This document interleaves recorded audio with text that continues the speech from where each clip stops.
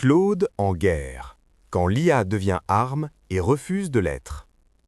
Il y a quelque chose de vertigineux à voir une intelligence artificielle refuser d'obéir à la plus grande armée du monde.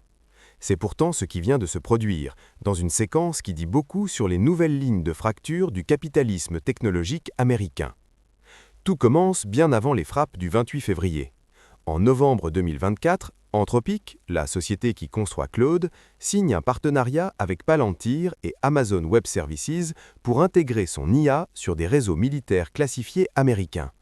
Puis, en juin 2025, naît Claude Gov, version souveraine et sécurisée de l'IA déployée au profit des agences de sécurité nationale. La machine est en marche. Anthropic encaisse les contrats, les accréditations, la légitimité institutionnelle. Elle joue le jeu. Mais le jeu change d'échelle avec l'Iran. Quand Washington lance ses frappes massives contre Téhéran le 28 février 2026, l'ampleur de l'opération stupéfie les observateurs. Environ 1000 cibles détruites en moins de 24 heures. Derrière cette précision chirurgicale, un outil, le Maven Smart System de Palantir, qui agrège en temps réel des données satellites, des capteurs au sol, des cartes géographiques. Et au cœur de ce système, Claude. L'IA analyse, hiérarchise, suggère les meilleures cibles. Elle n'appuie pas sur la gâchette, mais elle désigne. Jusqu'ici, Anthropic n'a rien dit. Le ciblage assisté par IA dans un conflit armé n'est pas une nouveauté absolue. Ce qui va l'être, c'est la suite. Le Pentagone veut aller plus loin. Surveillance de masse, automatisation des décisions létales. Anthropic dit non. La rupture est immédiate et brutale. Donald Trump monte lui-même au créneau sur Truth Social avec la rhétorique qui est devenue sa marque. Leur égoïsme met en danger des vies américaines, nos troupes et la sécurité nationale. Le 5 mars, le ministère de la Défense notifie officiellement Anthropic de son inscription sur la liste des entreprises à risque, une désignation aux conséquences potentiellement dévastatrices, qui peut théoriquement couper une société de l'ensemble des contrats fédéraux américains. Dans la foulée, OpenAI s'engouffre dans le vide laissé par son rival.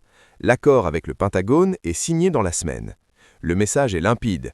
Là où Anthropic a reculé, OpenAI avancera. Mais quelque chose d'inattendu se produit du côté du grand public. Les utilisateurs, eux, ne voient pas les choses de la même façon que le Pentagone. Les désinstallations de ChatGPT explosent, plus 295% en quelques jours. Claude, lui, passe de la 42e à la première place sur l'App Store d'Apple. Une lettre ouverte intitulée « We will not be divided », appelant OpenAI à tenir la même ligne qu'Anthropic, réunit près de 900 signataires, parmi lesquels des employés d'OpenAI et de Google eux-mêmes. On assiste à quelque chose d'inédit, un mouvement de conscience professionnelle dans l'industrie de l'IA catalysé par une guerre réelle. Ce moment appelle à une lucidité froide, loin des récits héroïques dans un sens comme dans l'autre. Anthropic n'est pas une organisation de la société civile, c'est une entreprise qui a elle-même posé les rails, les partenariats, les accréditations, les contrats qui ont permis à Claude d'atterrir sur des réseaux militaires classifiés. On ne peut pas bâtir l'infrastructure de la guerre et s'étonner d'être invité à la table des décisions létales. Le refus tardif d'Anthropic ressemble autant à une ligne éthique qu'à un calcul de réputation. OpenAI, de son côté, choisit l'inverse, la capitulation totale, dans l'espoir de ramasser les contrats abandonnés. C'est cohérent avec une logique purement mercantile. Mais c'est une posture qui transforme une IA généraliste en outil de guerre assumé, sans garde-fou, sans débat public, sans mandat démocratique. Et le Pentagone, lui, continue, avec ou sans Claude, avec ou sans scrupules.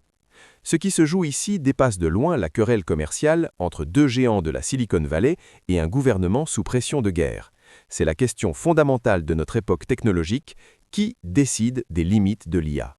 Les ingénieurs, les PDG, les militaires, les élus, le marché? Pour l'instant, la réponse semble être celui qui signe le plus gros chèque ou celui qui accepte de ne pas poser de questions. Claude a dit non. Pour combien de temps et sous quelle forme reviendra-t-il dans la boucle? Nul ne le sait. Mais la question est posée, publiquement, brutalement, au cœur d'un conflit réel. Ce n'est pas rien.